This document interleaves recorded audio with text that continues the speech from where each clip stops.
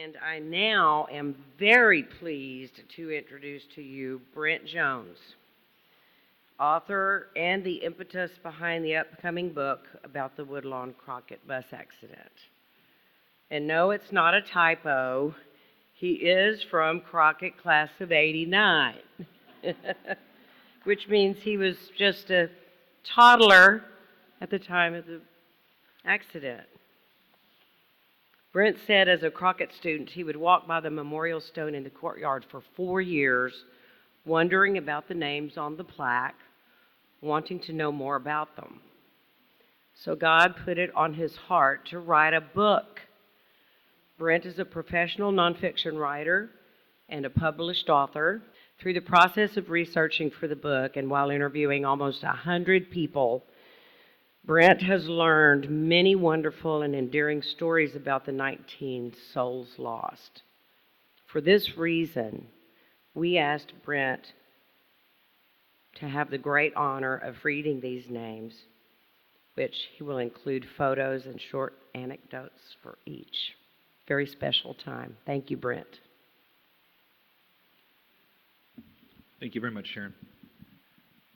I want to remember the 19 with dignity and reverence here. It's humbling to have this opportunity to speak of them, and thank you all very much for this opportunity.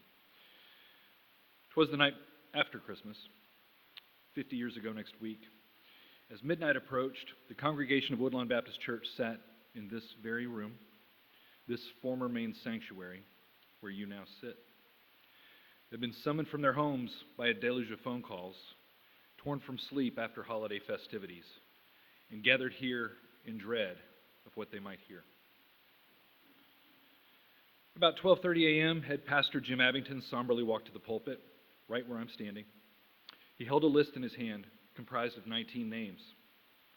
19 names, which he read to his people with heaviest of heart, a people in complete shock, hanging by a thread as Brother Abington recited each name, one after another, informing his church of the unfathomable losses they had just suffered. Parents prayed not to hear their own child's name, knowing that such a prayer answered meant that another family, likely dear friends, would hear their child's name instead. Brother Abington choked up and stopped mid-list to ask out loud for guidance from God above. People sobbed and broke down as he continued. Many families of survivors then left the parking lot back here. Right afterward, driving through the night to rural New Mexico hospitals. All of that took place where we're sitting right now. The map at right on this slide shows Woodlawn in blue, Crockett in brown. The surrounding dots from this American Statesman illustration from the time show the homes of so many of those lost and injured. No one had to tell anybody how close this community was in 1972. And just about everyone in South Austin was impacted in some way by 19 names. Not just names, 19 faces. These are faces one would see in the Great Hall up the stairs over here. Friday nights with their friends playing foosball, ping pong, eating pizza, listening to music. It didn't matter whether their friends went to Woodlawn or not. Fellowship was fellowship. And many a South Austin kid walked those stairs, myself included, many times. These faces went to nearby schools, mostly David Crockett High School, like many of us here, but also Westlake and nearby Porter Junior High. Let's honor these faces and remember together how connected they all were. Let's start with some best friends. Debbie McKinney, Vicki Miller, two peas in a pod. Both had been Texans, members of the Crockett dance team, as shown here. Both had graduated the previous spring and moved on to Southwest Texas, that's Texas State today, where they were in the music department together. Yet each was her own person, too. In the words of her brother Mike and sister Kathy, who was also on the bus and was injured, Debbie was an artist type. She liked to make her own clothes. If she didn't like what she saw at the store, she just went home and made it. Bell-bottom pants and a matching jacket or a new top. Kids at Crockett couldn't wait to see what she would show up wearing next. Vicki played piano exquisitely, sang in Anita Spain's choir at Crockett. She played piano for the Woodlawn Youth Choir as well. In between, she babysat for families in the neighborhood, made time to take her little sister Jane and friends to Austin Bolorama. By December 1972, Southwest Texas was preparing to offer her a music scholarship in the spring, and likely Debbie would receive the offer as well. Of course, Debbie and Vicki were sitting together on the bus, side by side until the end. Kind, loving souls, now buried for 50 years side by side out at Forest Oaks. Dear friends could also be adventurers. Tom Speck was James Sandberg's best friend, doing his best Elvis in these photos with mutton chop sideburns. A guitar player in Frank Estes Christian rock band Sunburst. Tom was also famous for a trick shoulder. At a youth retreat in Marble Falls, he had run to swing out on a rope tied to a big cypress tree. The thought was to swing way out over this dry creek bed and show off, but Tom missed the rope, caught nothing but air, and plunged into that creek bed, dislocating his shoulder. After that, it would pop out of place at the worst of times, maybe while in a Crockett wrestling match. He could certainly break any hold, or just playing basketball with his friends. He'd graduated in spring '72, and with his buddy Paul Koch, now graduating at midterm, the spring of '73 was wide open for adventures. They had one planned, driving out west, seeing the states, taking a few months to camp, visiting the likes of Yellowstone and Yosemite. They would have taken Paul's infamous 1950 Ford pickup, the one he painted bright yellow and dropped in a Chevy motor and Pontiac transmission. In one incident over the summer, Tom and Paul had put a liner in the pickup bed and filled it to the brim with water, a mobile swimming pool / baptistry. Cruising around the neighborhood looking for friends, they crept up on their buddy Robert Wesson.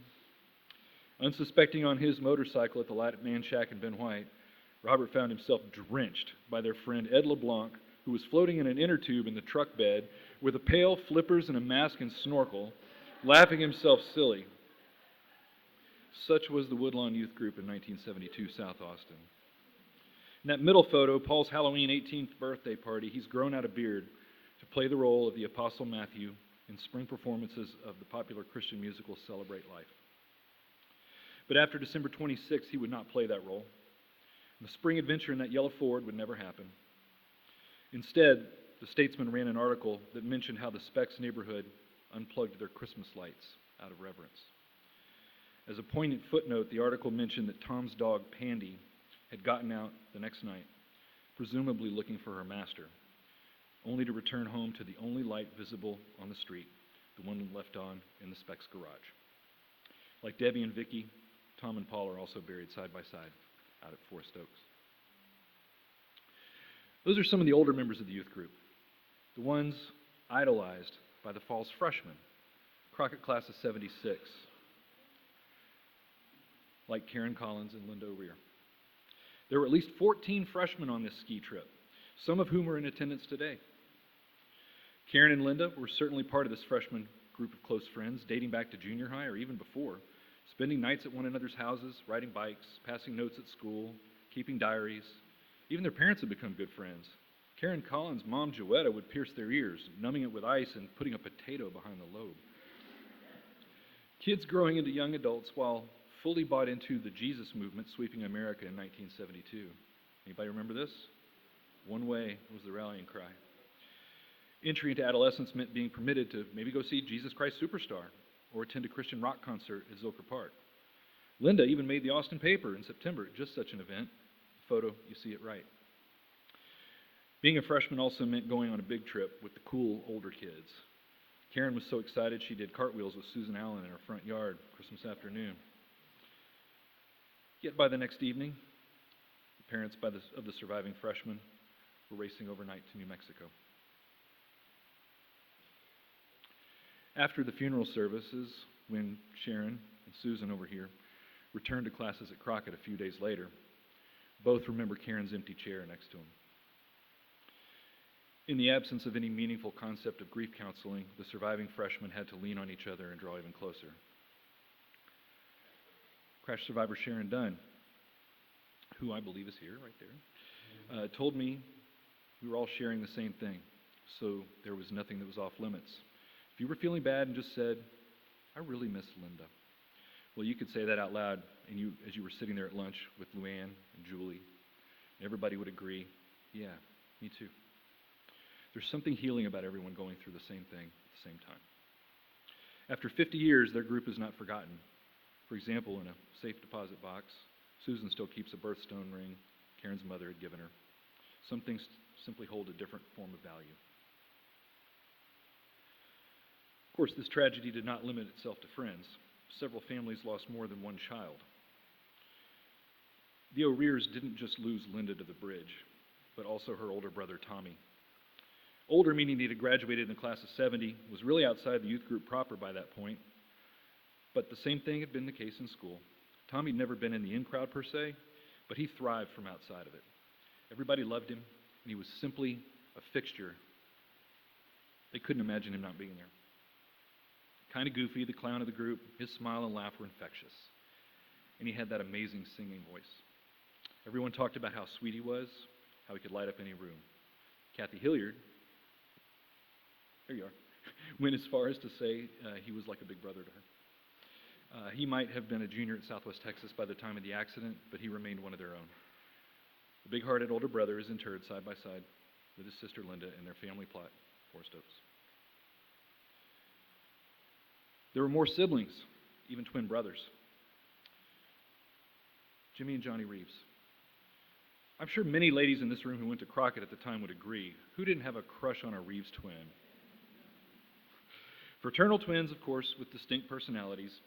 One thing they had in common, their parents, James and Rena, the cool parents. That long ranch house on Jones Road just off Manchac still exists, and it was certainly a hangout for the teenagers. The 3 television networks had begun experimenting that fall with late-night rock and roll shows, everything from Bo Diddley to Alice Cooper. Kids would gather at the Reeves to stay up late and see live music performances on TV.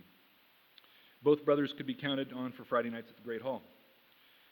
But at Crockett, Jimmy played football. Johnny was in the Kook band playing low brass. Former Crockett and later UT band director Paula Kreider remembers the final CHS concert of 1972 before Christmas break. She had selected a piece called Irish Tune from County Derry by Percy Granger, which you probably know as Danny Boy.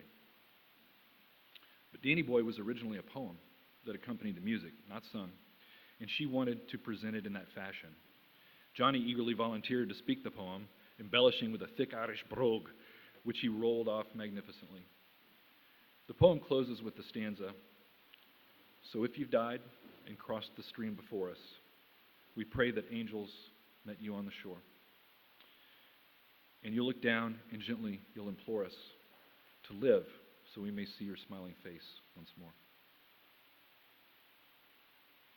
The morning after the accident, career Crockett social studies teacher Robin Matthews, who was here for any of y'all who saw him milling around, he had to leave early, read his copy of the Austin paper with horror. "Please, none of my kids," he thought. He scrolled the list of names and took pause when he got to Jimmy Reeves. When students returned to class just a few days after the mass funeral, Mr. Matthews' classroom was also one with an empty chair when the bell rang. Jimmy. All eyes turned to Mr. Matthews, and instead of starting his lesson, he had his students vote. They could either switch up seating assignments or leave Jimmy's chair vacant in tribute. Pretty sure you can guess how that unanimous vote turned out. In the band hall, Ms. Kreider's kids made a similar decision. Johnny's chair and music stand remained in place, waiting for him. In the Reeves home, it was discovered that one of the twins had left a Bible open to Philippians 1, where the Apostle Paul writes of an internal debate while facing Roman punishment, caught between a desire to depart and be with Christ or to remain in the flesh if it is more needful. James and Rena Reeves were no newcomers to tragedy, having previously lost another child years before to a vehicular accident while he was stationed in Germany. But after the passing of Jimmy and Johnny, the neighborhood kids did their share. Even without the Reeves twins in physical presence, the neighborhood kids still went to their home for the late-night rock shows with James and Rena, if just to provide some teenage banter in the house. The news media made much of family connections in this tragedy, parents and their children, siblings. However, one family did not get any media attention at all, perhaps because the connective tissue of a matching last name wasn't present among those lost. But there were 5 first cousins on the trip, and 3 of them were lost in the wreck. All 3 are in this photo at left, which was taken when the buses stopped in Midland for lunch and fuel, mere hours before the accident. Left to right are Sherry Bowen, Kay Stewart, and Lori Coggins. A 4th cousin, Sandra Smith, was also injured in the accident, while the fifth, Travis Smith, rode on the first bus. Laughing at right with the fiery red hair is Lori, who was the only high school kid on the trip not going to Crockett. She was a freshman at Westlake. Her mom recalls how she wanted to have the straight hair that was the style at the time, so she would wash it right before her mom took her to school, then hang her head out the window and brush it straight into the wind. Artistic, she could draw just about anything, was learning to play the guitar and sing, definitely capturing the free spirit of the era. Center is Kay, the oldest, certainly mama bear for her cousins, as this last photo of them captures. She had recently taken a job as a librarian in the Texas Archives and moved out on her own. Laurie's mother believes Kay was on the trip to be a guiding light for her young cousins, who had entered a very impressionable age. Kay, in fact, had Laurie over to spend the night before the trip at her new apartment, so they could just drive over to Woodlawn together and board the bus. But Laurie called her mom in the wee hours of the morning before leaving, and while insisting she still wanted to go on the trip, she asked her mom to meet her at the church to send her off. They got to see each other one final time. Sherry is at left in the photo, a freshman at Crockett. She was the type to make crank calls with cousin Sandra from a phone they had snuck into a closet. Is your refrigerator running? Better go catch it, and quickly hang up. Her daddy was an Austin firefighter. They lived in the country and bought newborn calves to raise, Sherry and her mom getting up before dawn to feed them while her dad was on duty at the firehouse. Sherry and her parents were recent to the Christian faith, having just started attending Woodlawn, and this trip would be a great way to make church friends with her cousins alongside. Later that day, while their cousin Sandra had just gone to the back of the bus to chat with friends, saving her life in the process, Kay had just gone up front talking to Lori and Sherry when the vehicles collided. Given everyone moving around, at any given moment, it could have been different names on the list. And in the first chaotic hours following the accident, counting for all 64 souls on the trip brought challenges. When the Woodlawn congregation assembled at midnight that night, Pastor Abington did not have Sherry's name. She wasn't listed as dead, injured, or safe from harm. Simply no one knew. And her status among the deceased was not learned and shared with her parents until much later in the morning. Her daddy had told God he would give up chewing tobacco if Sherry were still alive. Despite the heartbreaking outcome, he gave it up anyway. 3 first cousins, where Thanksgivings and Christmases at Grandma's house in Lake Austin had traditionally meant all the cousins gathered to make sleeping pallets together on the floor in front of a fireplace. The next year, a deafening silence set in. For future Christmases, the elephant in the room became how many fewer gifts had been placed under the tree. Yet the bridge was not done rending families asunder. Also on the list were a mother and daughter. Specifically, the wife and only child of Education Minister Ron Hicks, whom you heard the letter from earlier. Beverly Hicks and their daughter Robin. Perhaps 2 words are all one needs to sum up Beverly Hicks, and in fact they are inscribed on her marker at Forest Oaks, Proverbs 31. This last chapter of Proverbs details the attributes of a model woman, and Beverly's example stands the test of time, even in a world where that definition has changed and grown. She was just ahead of the curve.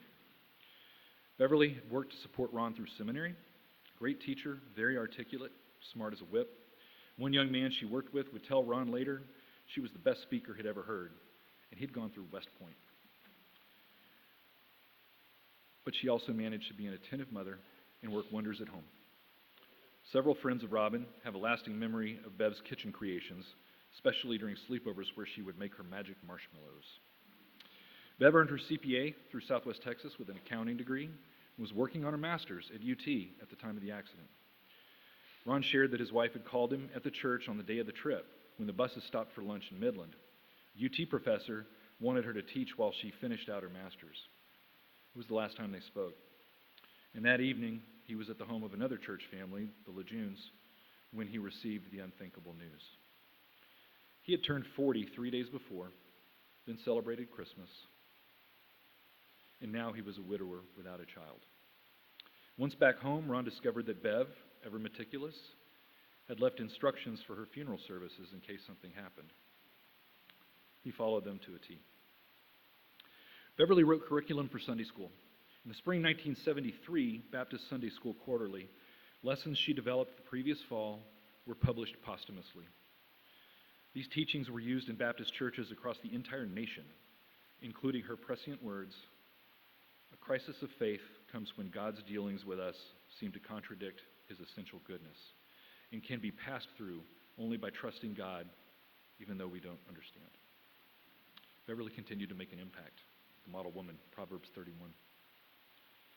As an 8th grader at Porter Junior High, her daughter Robin was not really eligible for high school and college-age activities. She went because her mother was a sponsor. But she had many friends, both from Porter and the church. An only child's home generally became a hangout for others to get away from their siblings. Whether walking home from school or sleepovers, she could make her friends laugh and laugh. At Porter, Robin played trumpet in the band. At home, she loved playing with her dog, Misty. Her friend Cheryl Gray Robertson would later write, "We would get in there on her piano and bang out a tune as we bellowed along, neither of us having an ounce of talent. I remember so much laughter, and then the unbearable silence with that smile and laugh gone." Another friend, Dana Wagner, recalled several in their circle wearing bright colors to the funeral, because Robin would have hated seeing us all in black. Woodlawn attracted a wide range of worshipers. Christians could be lifelong, or they could be new to the faith. In the 19, there were both. First, the lifelong. Marilee Willman lived just a couple of doors down from Kay Stewart's family on Merle Drive, a block away from Woodlawn. She had just graduated the spring of '72, taken a job at the Texas Rehabilitation Commission. Everyone said the same things about her: sweet disposition, beautiful smile, loved her dogs and animals in general. She shied away from school activities, instead pouring her energy into the church. She was viewed as a big sister to many of the younger girls in youth and GAs, Girls Auxiliary. Yet guys at Crockett were also crazy about her, and many had a crush on her in high school. I mentioned earlier how close cousins could be in this tight-knit community. For Marilee, her first cousin, Kalisa Foster, who's with us today, right there, a 9th grader at Westlake with Lori Coggins, and who I believe, sorry, I'm tripping over myself, considered Marilee as close as any big sister. She too remembers holidays at Grandma's, or even just one going to visit Marilee when she got bored with being at her dad's restaurant near the UT campus. Marilee was always so welcoming, making her younger cousin feel a part of things, analyzing life together, helping her grow through adolescence. They would chat about Kalisa's dance activities, go through yearbooks, talk about boys, who was cute. She even sat at the kids' table at holiday get-togethers. At Grandma's, Marilee would take Kalisa what she called snooping, poking around in Grandma's storage garage. They played around the chicken coops and even churned homemade ice cream together. The easy first part of the churn, anyway. As it got harder, they'd look at each other and go, "Is this really worth it?" And then hand it off to their dads and resume going snooping. When Kalisa's father sat her down to break the news the morning after the bridge, everything became a blur, just as it did at homes across South Austin. First loss of a close family member. No more Marilee time in the spare bedroom. No more snooping. A testament to Marilee remains right here at Woodlawn. The church's handbell set, procured in 1973, was done in her memory, and Kalisa got to hear them ring in tribute a year or two after. Those handbells are still in use today, almost 50 years later. Their cases still have a plate on each one, engraved as shown in this photo, in loving memory of Marilee Willman, given by her family and friends. If you attend services here and ever hear these handbells in use, just know that the spirit of Marilee and her friends live on in every note those bells ring. But the church and youth group also welcomed newcomers. One such was Austin Giebert. In this very room, the old sanctuary, the baptistry was right here behind me. Earlier in December 1972, Austin Giebert was baptized here. He'd found his faith just a few weeks before the accident, encouraged away from a bad path by friends in Young Life. They convinced him that there was a better path to salvation, a better life. The youth group welcomed him. They also welcomed another cool car in the parking lot because for a bunch of gearheads, he drove an Austin Healey.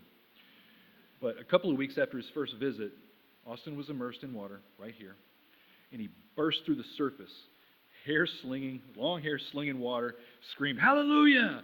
with his arms thrown in the air. Much like the front rows at SeaWorld, those in the choir risked getting wet. After the accident, a camera was recovered, and its film eventually developed. In this photo from that camera, Austin's boisterous energy beneath those golden locks shines through as he holds up a steak on a fork. The group had stopped to eat dinner at First Cafeteria in Clovis just an hour before the bridge. For anyone wondering if Austin ever had the chance to share his newfound faith, well, he did. Right before Christmas, he visited his old friends, some of whom were in trouble, told them they needed to get right with the Lord because life is short. Austin Giebert certainly had gotten right with the Lord. Such a wide range of teenagers required chaperones for a big trip. There were 4 on the bus, all of whom perished. I already spoke of Beverly Hicks. Here's a little insight into the rest. Sharon Sellers, 24-year-old piano teacher who worked out of her parents' home down in Manchac. She'd been a Woodlawn member since the late 60s, had studied piano under a highly sought-after professor while earning her music degree at UT, and would play for youth choir and offertories at evening services. She had never played piano trained with any formal training before she got to UT. She just picked it up, spent time in practice rooms, and went to town with it. She also assumed a big sister mantle, admired for finding time for young women in need of guidance. Photo at right also came from the recovered camera, taken in the Woodlawn parking lot at dawn as the trip was getting underway. There are 8 crash victims visible in this image. Sharon stands at center, checking roll, reading tip instructions to the kids. She gave of her time, let it inspired through her final day. And thank you to Judy Leatherwood Peacock, who I believe is here. Thank you very much for giving some of that information. Sharon's best friend was Susan Hendricks, who has since also left this earth, and who was originally scheduled for the trip until she had to cancel at the last minute. Following the tragedy, at an evening service, Susan Hendricks performed Jim Croce's song, Time in a Bottle, as an offertory in memory of Sharon. The song's lyrics include, "If I could make days last forever, if words could make wishes come true, I'd save every day like a treasure, and again, I would spend them with you."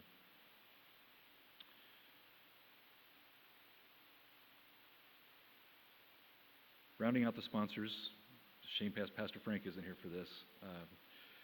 It's been a privilege through our conversations hearing about his parents and the legacy they left for him. Gloria and Jerry Estes had moved around a lot with their son, 17 moves in 18 years through Jerry's supervisory safety work with the telephone company. Anytime he got promoted, which was often, the family moved. He'd been a United States Marine, served in Korea, and after leaving the service, spent the rest of his life working for Southwestern Bell. He trained people how to prevent accidents, ironically, whether that be climbing a pole, in a manhole, or in a vehicle. As Frank grew up, his parents stayed very involved in their son's development no matter where they moved. When Frank played baseball, his dad coached. If the town didn't have a Boy Scout troop, they established one. Frank began racing go-karts, and his dad was there with guidance. Same for golf, where Frank eventually became a better golfer than his dad, although during his Crockett years, he was stuck in the rankings behind a couple of local guys you may have heard of, Tom Kite, Ben Crenshaw. For Jerry, everything was a learning process. He'd teach you to fish, meaning if Frank wanted to put a clutch in his car, his dad would help him do it once. Then it was Frank's job. The Estes had always attended church and sang in the choir. They were what Pastor Frank would call churchgoers, social drinkers. Certainly of the faith, but not truly committed Christians. However, right before coming to Austin, when the family lived in Corpus Christi, that changed dramatically. The Estes attended a revival there that inspired them so much, they made a dramatic change and went all in for the church. The same amount of effort they had poured into their son's outside pursuits now went into the youth group, into the church as a whole. Just a month after Jerry's promotion to safety director brought the family to Austin, Gloria was already accompanying the Woodlawn youth to Glorietta. The Estes home became quite a hangout, especially a favorite for the young women. Across the youth group, they would come to talk to Gloria. For many, she was a secondary mom, someone to use as a sounding board, no matter the topic. Photo at right shows Frank with his parents at the Firs in Clovis, one final meal before they were taken from him by the bridge. But by all measures, Jerry and Gloria's only son found himself orphaned and alone at 18 years old. Some might not recover from that. Yet despite his grief, Frank knew he was going to be okay. Combined with strong faith, the lessons his parents taught in self-sufficiency set him up for a successful life in their earthly absence. And here he was today, building on 37 years as a pastor of the church he founded. It's a lasting tribute to Jerry and Gloria. 19 names, 19 faces. I hope you know a little more about them now. In closing, when you leave today, if you've never visited the memorial stone in front of the church, consider taking a moment. Faces out on Manchac. That stone has a counterpart in the Crockett High School courtyard, of course, and now a third stone at Tyban Creek on U.S. Highway 6084 in New Mexico between Clovis and Fort Sumner. Today we celebrate these 19 souls, each a unique spirit, sharing the gifts and personalities they were given from on high during their short time on earth. May they never be forgotten. Thank you.